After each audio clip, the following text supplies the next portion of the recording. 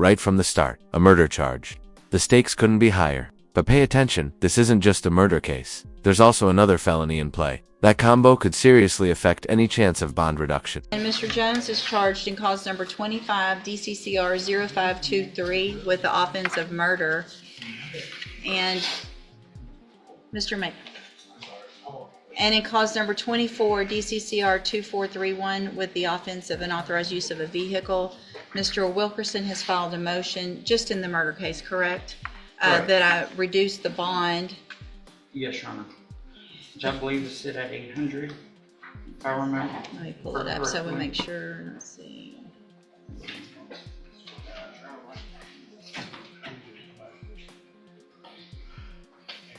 Let's quote because I have had several of these. It looks like in the motion it shows it's $800,000 bond. That's not pocket change. In Texas, bonds are set high for violent offenses to keep defendants in custody while awaiting trial. The defense is about to argue for a reduction, but that's going to be an uphill battle. the murder is set at $800,000. And Mr. Wilkerson, do you intend to call your client or other witness? Your Honor, I just intend to call my client, and then also Venetia Jones, if she is still present. Mr. Johns, best you can, raise your right hand. Or Jones, I'm sorry. Do you swear or affirm the testimony you're going to give in this hearing will be the truth, the whole truth, and nothing but the truth? Yes, ma'am. Thank you. You can go ahead, Mr. Wilkerson. Ms. Jones, you are obviously the same John Jones charged in this case with murder.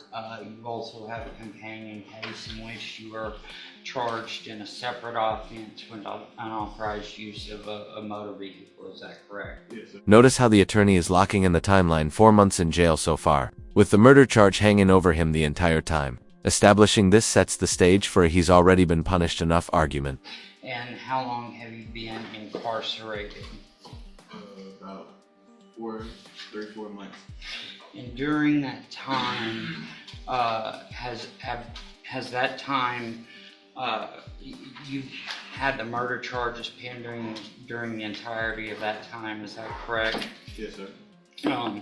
Now, the person who actually pulled the trigger with regard to this offense. Here's the plot twist. The actual shooter has already pled guilty and gotten 30 years. This could be the defense's golden card. My client didn't pull the trigger, but there's still that pesky thing called complicity. Has pled guilty and been sentenced, is that correct? Yes, sir. And that was to 30 years, is that correct? Yes, sir. And he was on parole at that time, correct? Yes, sir. And until previously, at least as of the 24th of July, you had been off of 35, correct? Yes, sir. All right. Now, during the time that you have been incarcerated, you have had some run-ins with staff with regard to some behavioral issues. And obviously, if the court is going to consider lowering your bond and how you would be able to behave or would behave in the community at large, were she to grant a reduction in your bond, there are some concerns. And so Bond reductions aren't just about the crime, they're about risk. If you've been fighting in jail or mouthing off to officers, that's basically handing the prosecution ammo to keep you locked up. I would like to give you the opportunity to speak to those concerns, and I would encourage you to emphasize conditions that the court might be able to impose that you would be ready and willing to follow, that might curb some of those concerns for the court while this case remains pending. Yes, sir. Go ahead. Let me say, while the write-up thing was going around, I didn't have my proper medications, but I was supposed to be seeing a psych nurse to take my proper medications. And I feel like if you And here comes the mental health defense. Medication, anxiety, depression, all factors that could sway a judge toward leniency. But without proof the meds are actually helping, it's a gamble. If it was to give me a bond reduction, and I was to get those recommendations, and I was to make bond, I'd follow the rules because I take my medications now, which are for my anxiety, depression, and things of those nature. So I feel like a bond reduction is necessary, but So you have your medications now? No, but I should have them by the 21st. So what, I mean, anxiety and depression don't make you say things like, I'm gonna sit here in front of you.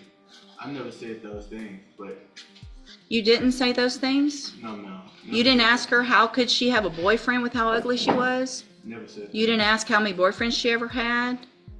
You didn't say any of that. They're just making that up on you, just lying. Oh boy, the judge is pulling receipts. Threats, insults, fights. Not exactly the model inmate resume you want when asking for a bond cut. Have to be lying. You didn't threaten just a couple weeks ago an officer that you were going to throw hot water if she didn't call somebody? Yes, ma'am. You did threaten to do that? Okay. Did you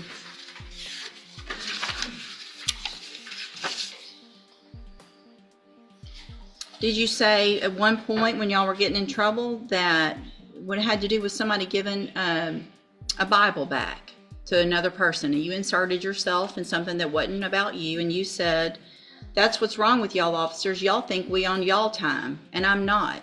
So you don't think you're on their time when you're in jail? I never said that. You didn't? They made that up too? What I said was, respect is given both ways. That was my exact words. Respect is given both ways. And so you think you deserve respect with how you're acting. I got pages of incident reports. And it's pages only starting in June. We're talking about pages over just the last 2 months. Here's a classic prosecution move. Walk the defendant through their rap sheet in front of the judge. The point, paint them as a repeat offender who doesn't learn from mistakes. Fighting. You've been in at least 2 or 3 fights, right? Yes, ma'am. Yeah. Mr. Coleman? Your Honor, I have just a couple questions. Mr. Jones, what did you do with the weapon after Lenny Nixon was shot? I gave it back to Green. And when did you and Green decide to rob Lenny Nixon? Objection, Your Honor. These questions obviously go to the guilt innocence aspect of I this. think you opened that door when you asked him about the shooting and who the shooter was. And the co-defendant. When did the two of you decide to rob Lenny Nixon? We never decided to rob him. So if Green said you decided to rob him before he was shot, he would be lying? I mean, Yes or no? Yes or no, Mr. Yes. Okay. You knew the police were looking for you after Mr. Nixon had been shot, but nevertheless you didn't turn yourself in, correct? I didn't know. So after the fact, the next day. When Lenny Nixon was murdered as part of this robbery scheme with you and Green, you were already under or on bail for UUMV, 2 cases of UUMV, and also a burglary of habitation, correct? No, sir, never bailed out. You were charged with those offenses, correct? Yes, sir. You were also previously arrested for assault on a public servant, correct? Yes, sir. Criminal trespass. Yes, sir. Another UUMV. Yes, sir. Evading arrest. Another evading arrest with a motor vehicle. That's all included in your criminal history, correct? Yes, sir. Who is Venetia Jones to you? I'm with him. All right, pass witnesses. Thank you. Go ahead, Mr. Wilkerson. Yes, Your Honor. We've got to circle back over some of those. Just to be clear, Mr. Trevor, not Trevor, okay. Nixon was the gentleman who was shot, correct? Yes, sir. And you were staying at Nixon's house when Trevor Green came there. Is that accurate? Yes, sir. And in fact, and Trevor Green initially told officers that you had discharged the weapon that had killed Nixon, correct? Yes, sir. However, even he corrected that statement ultimately and admitted that it was he who had the weapon, correct? Yes, sir. And on that evening, he took your phone, correct? Yes, sir. And he provided you the firearm that had belonged to Nixon, correct? Yes, sir. Now, you were asked about an agreement to rob Nixon of a firearm, and whether or not an agreement was ever reached. At what point, or at any point, and if so, how did you learn of Mr. Green's intent of removing or taking a firearm that had been in Nixon's possession? It was about that morning, well, I'm gonna say around that night, 1, 2 o'clock. What do you, and you say around that night, 1, 2 o'clock, what is it exactly that you were told at that time? Nixon keep pointing the gun in our face. Let's just take it. This is crucial. The defendant claims he wanted no part in the robbery. If the jury believes that, his role in the murder charge could be downgraded. If they don't, he's in deep. And how did you respond? Leave me out of it. I don't want no parts. And so, just very briefly, you yourself, Trevor Green and Nixon, had the three of you grown up together? Yes, sir. We all went to the same school at one point in time. Now, Trevor Green had just been released from prison, is that correct? Yes, sir. And is it the case that Trevor Green was actually coming into town to spend time with yourself and with Nixon? And Trevor Green, when he came into town, he was with his girlfriend, is that accurate? Okay. Okay, we're not gonna try the whole case. I gave you some leeway, I gave him some leeway. I'm not gonna listen. I understand there's obviously some differences in opinion as to what happened and who's culpable.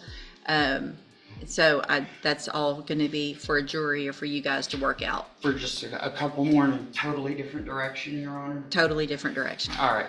Now, you said you were getting your medications on the 21st. What medications are you speaking of? I'm supposed to be taking trazodone, hydroxyzine, Verzocin, and they're supposed to be giving me another type of med for me hearing and seeing things.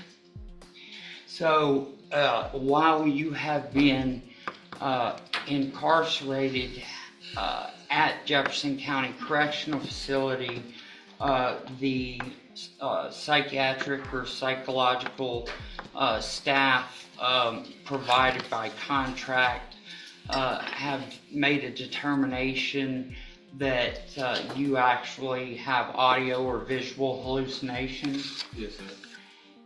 Okay.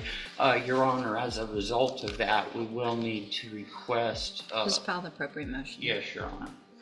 I'll pass the witness. I have no further questions, Judge. All right. And you said you had another witness. Can you proffer what that witness would be testifying to for me? Your Honor, that would just be his mother, Venetia Jones, and to the little bit of support that she would be able and really the inability to raise funds. Thank you. Okay, thank you, and I'm glad she's here. Thank you.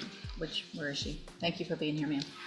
Okay, anything else? Just a really brief argument. Go ahead, sir.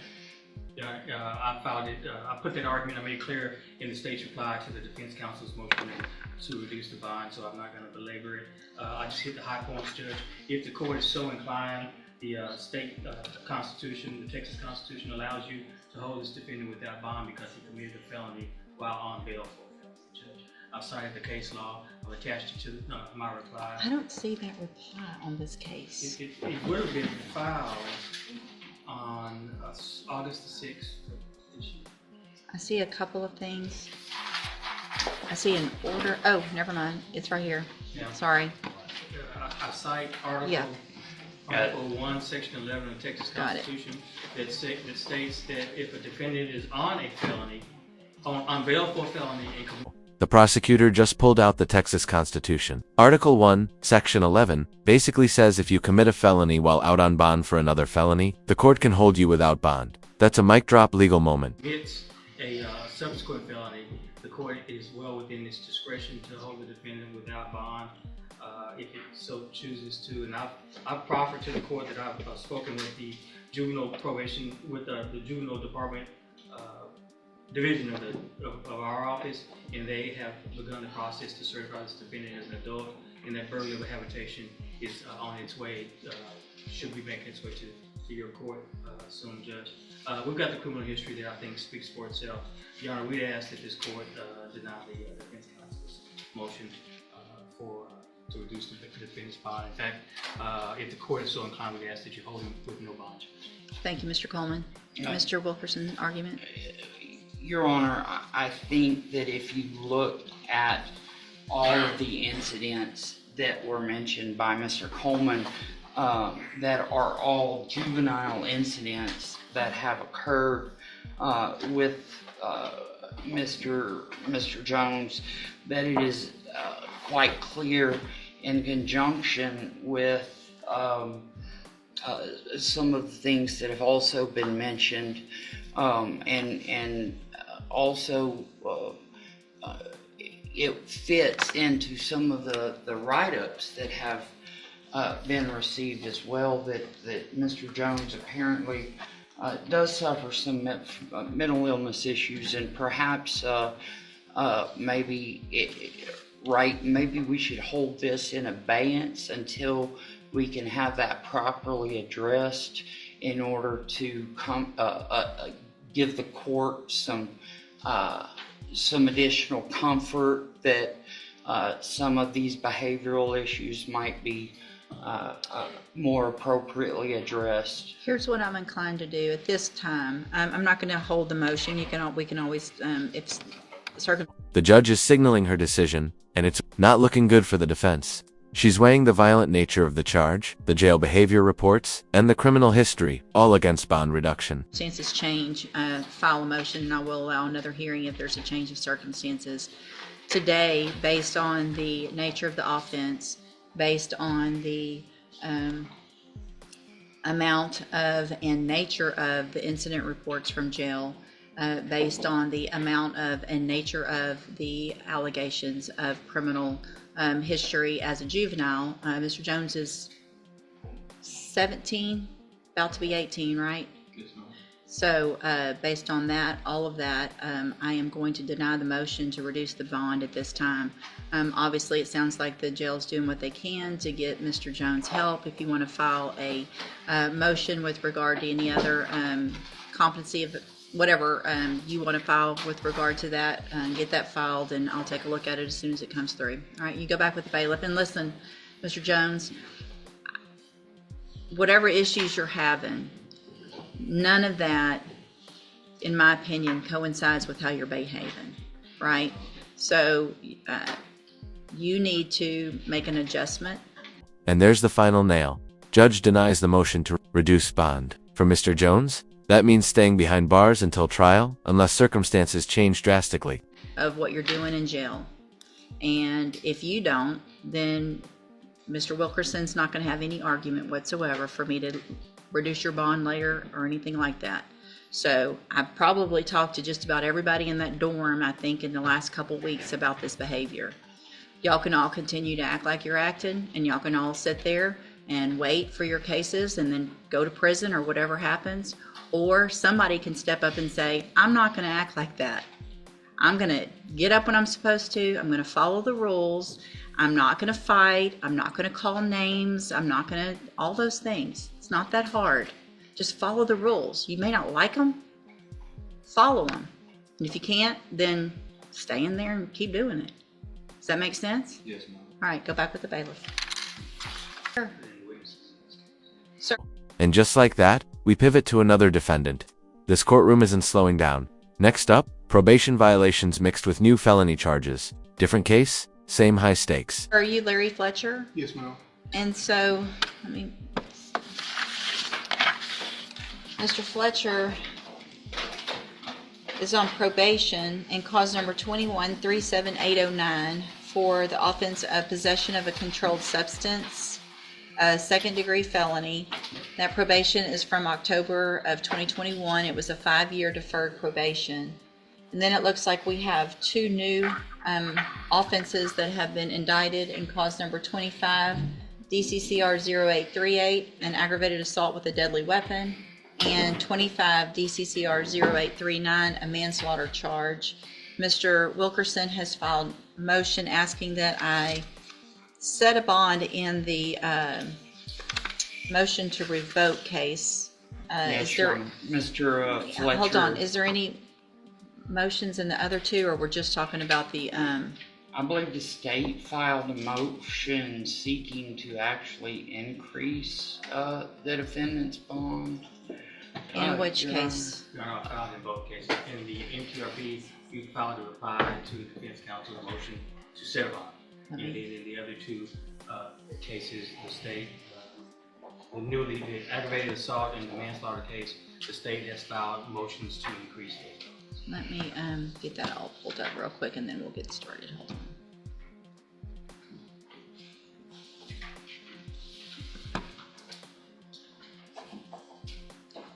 I'm printing. I needed to see all that. I just printed the response in.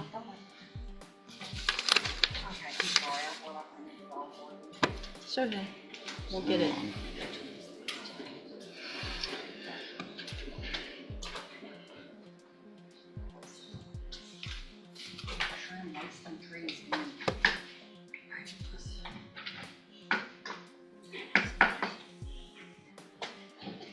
It's all your fault. That's all my fault. It always is. In my mind. I'm used to taking out. In my mind, it's always my fault.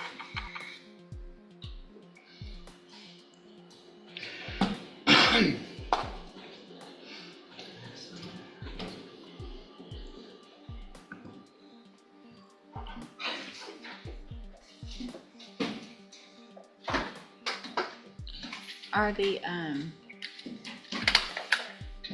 PCs, I guess, or would be the same in For the manslaughter and the ag assault? So I'm just Assault printing. came out of the same transaction. Okay. Occurrence, Judge.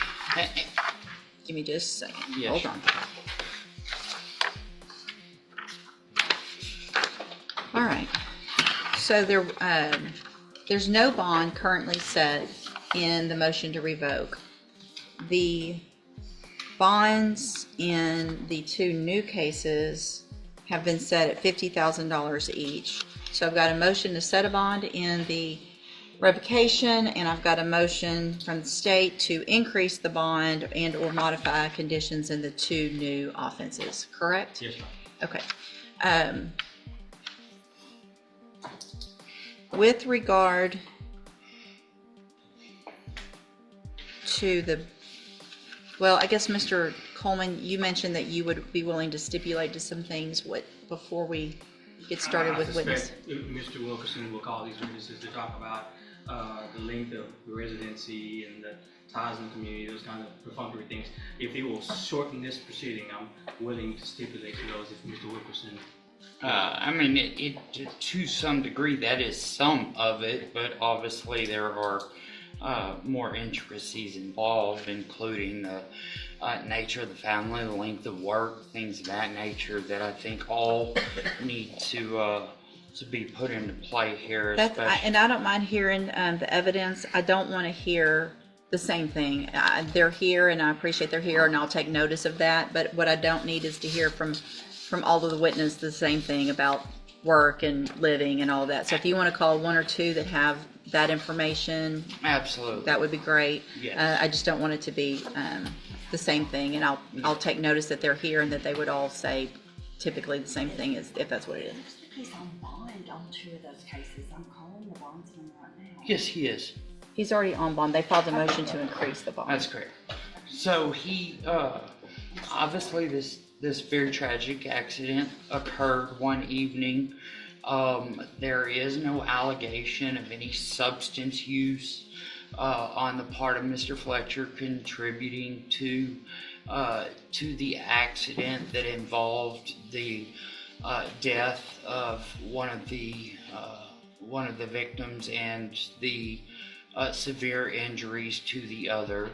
There is some, I guess the state's theory seems to be on the manslaughter, that he was reckless in his driving on that evening, thereby causing the death of another in the course of that reckless behavior while driving, which then makes it a stretch when the state then moves on to an aggravated assault charge for the second occupant of the vehicle, because of course if there were the intent and knowing element present there of course would have been a murder charge associated with the death of the first occupant of the vehicle.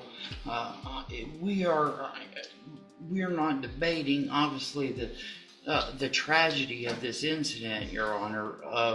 Mr. Fletcher, on the night in question, was actually responding to a work call. That is the reason that he was out on this particular evening. It was not after curfew, it was work related. He works for Ryder, the truck company, Judge. He's a mechanic. And as the court's aware, several years ago, Mr. Fletcher had an issue with substance abuse.